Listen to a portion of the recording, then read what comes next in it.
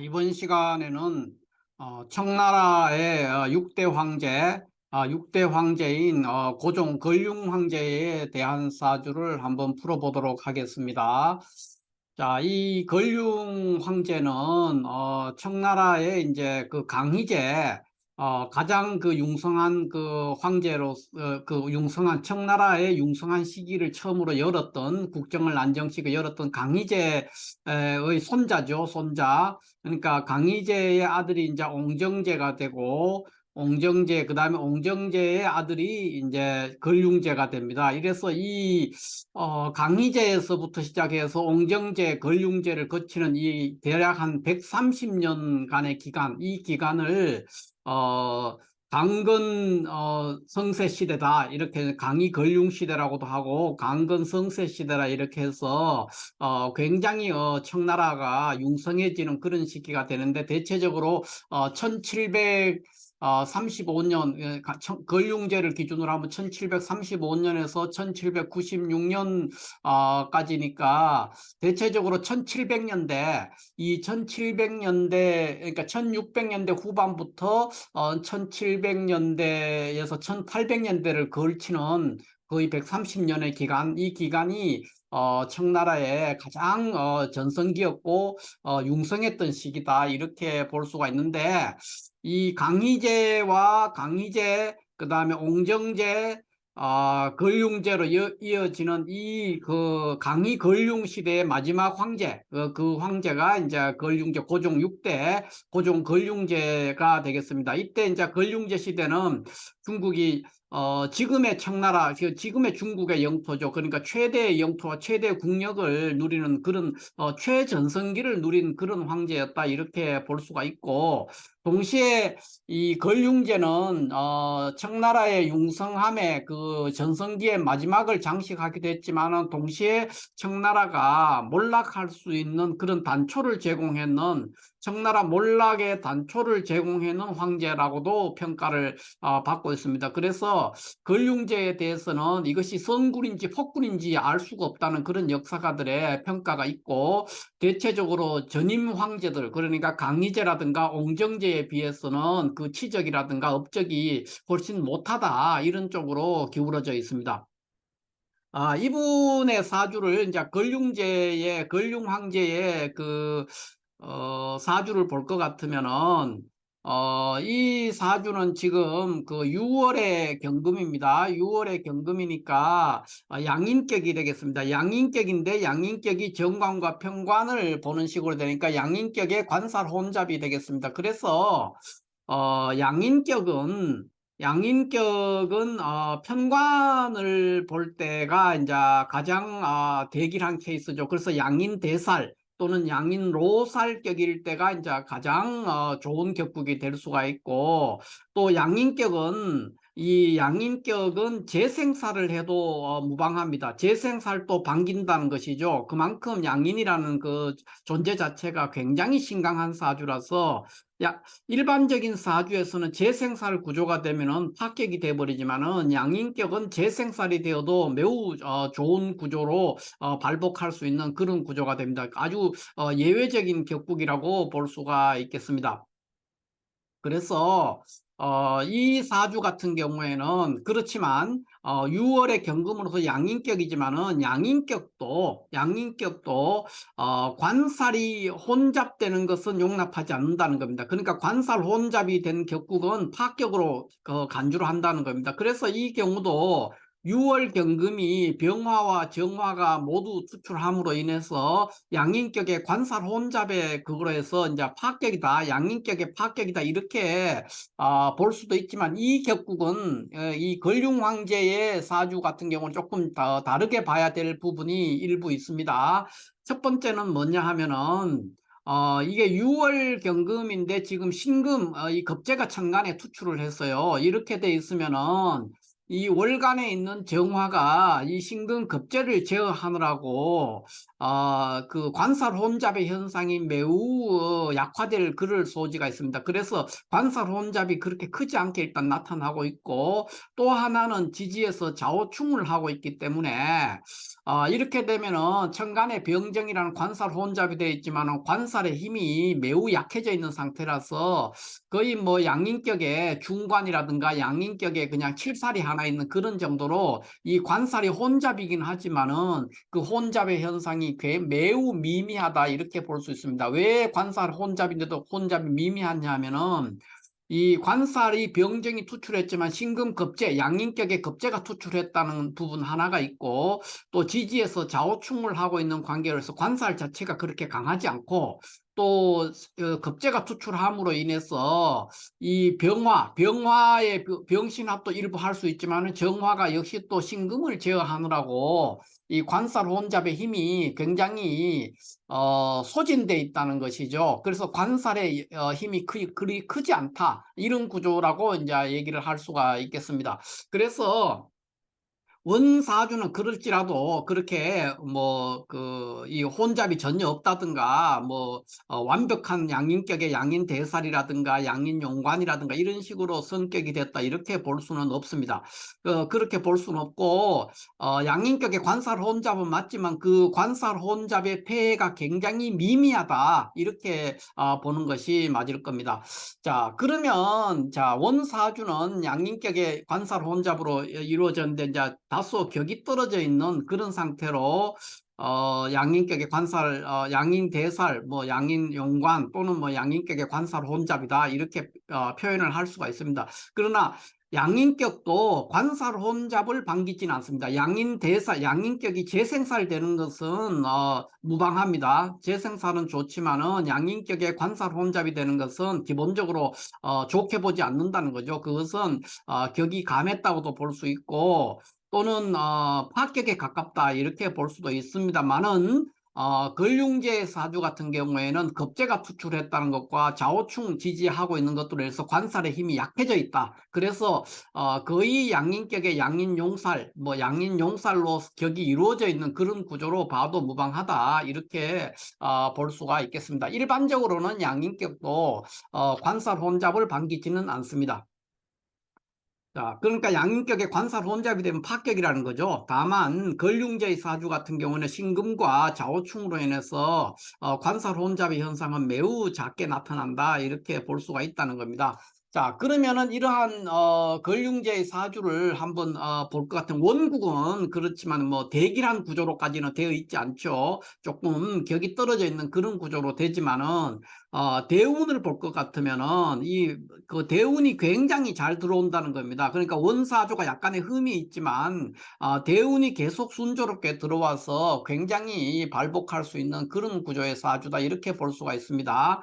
자, 먼저 한번 볼 것 같으면 병신대운 같으면은 병화가 와서 이렇게 병신합을 해서 그런 병신합을 하니까 이 병정이라는 관살이 고스란히 살아남아서 양인격의 관살 혼잡이 되지만은 지지신금이 와서 신자합을 해서 다시 관살 혼잡을 해소하는 그런 현상이 되기 때문에 아주 초년부터 굉장히 무난하고 발복할 수 있는 그런 구조가 됩니다. 그 후에 을미갑오 대운 같은 경우에도 양인격에서 이 지금 관살의 현상 혼잡이라기보다는 양인격의 관살이 매우 약해져 있는 상태이기 때문에 재생살, 양인 대살을 할 수 있습니다. 양인격의 재생살 이런 것들이 나쁘지 않은 구조로 작용했기 때문에 을미갑오대운도 굉장히 좋았고 그 후에 36대운 계사대운 같은 경우에 보면은 양인격의 관살 혼잡인데 계수상관이 와서 관살 혼잡을 청하게 했고요.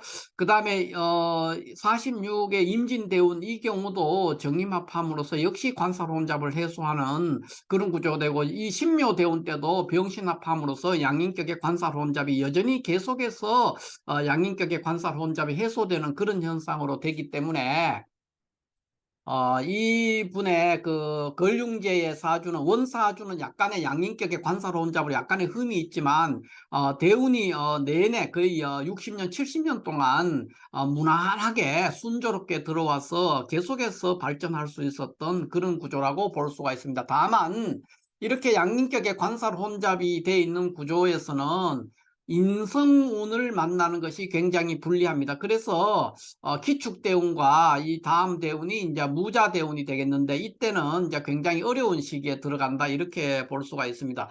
실질적으로도 이제 이 걸륭제 같은 경우에는 이럴 때 지금 한 50대까지는, 그러니까 60세 중반, 그러니까 이 경인대운이 시작하기 전 시점까지는 전반적으로 굉장히 순조로웠고, 굉장히 많은 제도라든가 개혁이라든가 이런 거를 시행을 해서 중국이 계속해서 청나라가 번성할 수 있는 그런 기틀을 마련했지만, 그 이후에는 보면은 이제 굉장히 잦은 순행, 그러니까 뭐 남방을 순행한다든가 서방을 순행한다든가 동방을 순행한다, 이런 식으로 할아버지 그 강희제의 순행을 모방해가지고 많은 그 국고를 탕진하게 됩니다. 그래서 잦은 그 국왕 황제가 한번 순행할 때마다 3천 명이 대동해서 이동을 했기 때문에 지금의 국가 규모에서도 3천 명의 신하나 병사들이 이동을 계속 같이 하면서 수레를 타고 이동한다 그러면은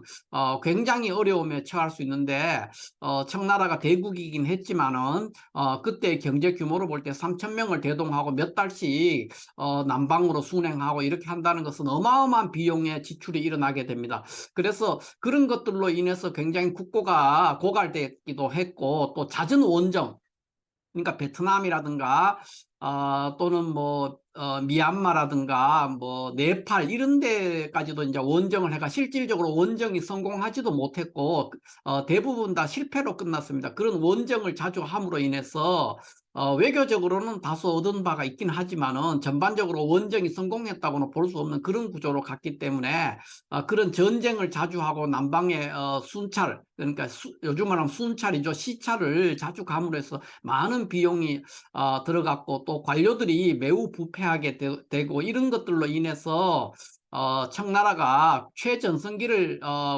누리기도 했지만, 동시에 걸륭제 시대에 청나라의 그 몰락의 단초가 시작이 되었다, 이렇게 볼 수가 있습니다. 그래서 1796년 이해에 청나라에서 이제 백년교도의 난이 일어납니다. 그래서 이런저런 핑계를 대고 이제 걸륭제가 아들 가경제에게 그 황위를 물려주게 되는 그런 일들이 벌어지게 되죠. 그러니까 이 걸륭제의 말년에는 백년교도의 중국이 본격적으로 몰락하는 시기에 들어갔죠. 백년교도의 난이 일어남으로서부터 굉장히 혼란스러운 시기로 접어들게 됩니다. 이 사주적으로 봤을 때 걸륭 황제의 이 사주를 볼 것 같으면은 지지에 이렇게 좌우묘유 이것이 이제 나란히 다 있죠. 그래서 사정지다 또는 사왕지다, 사왕지를 다 가지고 있다, 사점격이다, 뭐 이런 표현도 하는데, 이게 이제 우리가 지난 시간에 공부했던 편야도화에 해당이 됩니다. 이것이 편야도화에 해당되니까 사람은 굉장히 명석할 수 있지만은 동시에 굉장히 음주 가무라든가 주색 잡기라든가 이런 것을, 그러니까 굉장히 낭비하고 사치하고 이런 것들에 심취하기가 쉽다는 겁니다. 편야도화가 됨으로써. 편야도화는 좋은 면도 있습니다. 굉장히 사교적이고 또 다정다감하고 명석하고 이런 부분도 있지만은, 동시에 많은 주색 잡기라든가 과도한 지출, 낭비, 사치 이런 것들로 인해서 개인이든 국가든 굉장히 어려워지는데, 이분은 이제 황제이기 때문에 황제의 차원에서 그런 일을 했기 때문에 결국은 국고가 고갈되고, 또 부패들 관료들이 이제 음란해지고 부패하고 이런 것들로 인해서 청나라 몰락에 단초를 제공했다, 이렇게 볼 수가 있습니다. 대체로 보면은 3명의 황후와 5명의 귀비, 그 다음에 19명의 비, 그 다음에 13명의 귀인, 그리고 이 외에도 여러 가지 시첩들이 뭐 수십 명이 있습니다. 여기 이제 다 적을 수 없을 만큼 그랬지만 자식이 그렇게 많지는 않았습니다. 아들이 17명이고 딸이 10명이었으니까 뭐 일반 사람으로 치면 굉장히 많지만 중국의 황제로서는 그렇게 많지 않았다고 볼 수 있습니다. 예를 들면 강희제 같은 경우에는 16살 때부터 결혼을 해가지고 자식을 낳았죠. 그렇게 해서 아들이 20명이 훨씬 넘었고, 또 손자가 100명이 넘어가지고 누가 누군지도 자기 아들도 다 알지 못할 정도로 그렇게 굉장히 많았고, 그런 것들에 비하면은 물론 걸륭제 아버지인 옹정제에 비하면은 많은 자손을 두었다 이렇게 볼 수도 있지만은 옹정제는 뭐 아들이 한 5명 정도밖에 되지 않았어요. 재위 기간도 총 한 13년 이 정도밖에 되지 않습니다. 그러나 이 걸륭제는 실질적으로는 64년을 제위했고 공식적으로 퇴임했는 걸 기준하면 61년을 제위했으니까 할아버지 강희제가 61년을 제위했고 걸륭제가 61년을 하고 이제 이 옹정제 아버지 옹정제가 한 13년 정도 이 정도를 이제 제위했기 때문에 뭐 대체로 한 130 몇 년 이렇게 되겠죠. 이 정도가 이제 중국의 최전성기를 누렸다 이렇게 볼 수 있지만 그러나 걸륭제 같은 경우에는 이런 편야도화의 성격이라든가 양인격의 관살 혼잡적인 현상으로 인해서 그 아버지인 옹정제라든가 강희제에 비해서 치적이라든가 업적이 그렇게 눈부시지는 않다. 동시에 물론 청나라가 굉장히 번성한 최전성기를 이끌었긴 하지만 동시에 청나라가 몰락하는 기초도 제공했는 그런 현상인데 그것은 지지에 있는 이 편야도화의 현상, 편야도화의 현상으로 인해서 지나친 낭비와 지출, 주색 잡기 이런 것들로 인해서 국고가 고갈되고 나라가 기울게 되는 하나의 원인이 되었다 이렇게 볼 수도 있겠습니다. 이 걸륭제의 사주에 대해서는 뭐 보통 조우를 동원해서 설명하는 경우가 많이 있습니다. 이 병화는 조우를 충족하고 정화는 경금을 재련하는 그런 역할을 해서 매우 귀격이다 이렇게 얘기하는데 이런 것들은 일종의 호사가들이 명리 계통에 있는 호사가들이 꾸며낸 말들이다 오히려 그렇게 보는 게 맞고 그런 식으로 해서 이렇게 그러니까 억지로 그렇게 말을 꽤 맞춰서 조우라든가 물상으로 이런 거를 얘기를 하게 되면은 사주를 배울 수도 없고 그거를 어떻게 그러니까 모든 그 경우의 수에다가 그런 것들을 설명할 수도 없습니다. 그러니까 논리적인 일관성이 성립되지 않는다는 겁니다. 물론 이제 이 걸륭 황제의 경우에만 국한해서 본다면 뭐 이런 말들이 뭐 전혀 틀렸다 할 수는 없지만은 그런 식의 그 조우라든가 물상을 대입해 가지고 가을금 추금이다. 추금은 이 병화가 조우를 충족하고 정화는 경금을 재련하는 역할을 해서 귀격이다 이렇게 막 하면은 좋은 해석이다 이렇게 말할 수 없고 배우기도 굉장히 어렵습니다.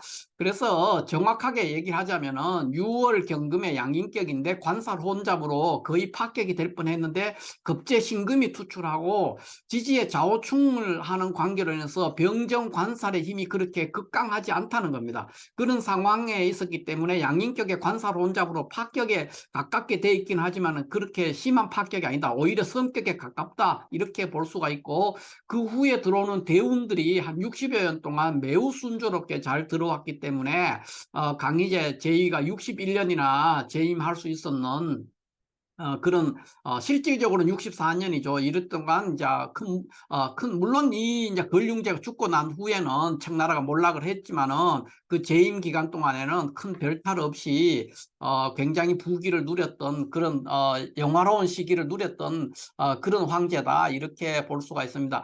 우리나라의 그 대한제국 조선의 그 대한제국이 고종이 대한제국을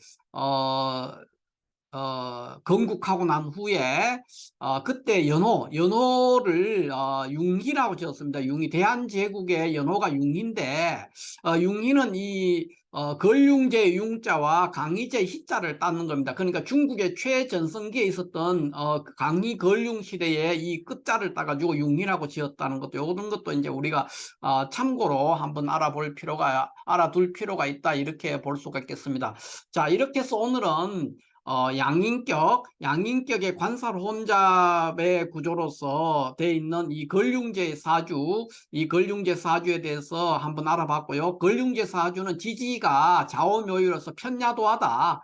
편야도화로 구성이 되어 있음으로 인해서 중국의 영화와 그 번성기, 그러니까 전성기를 누릴 수 있는 그런 현상도 있었지만, 동시에 편야도화의 현상으로 인해서 황제의 편야도화 현상으로 인해서 중국 청나라의 몰락의 한 단초도 되었다. 왜냐하면 편야도화라는 것 자체가, 사람 자체는 굉장히 명석한 그런 사람이지만, 동시에 주색 잡기라든가 낭비라든가 사치라든가 이런 것들에 이제 심취하기 쉽기 때문에 국고가 탕진되고 나라가 기울게 되는 어떤 단초를 제공했다, 이렇게도 볼 수가 있겠습니다.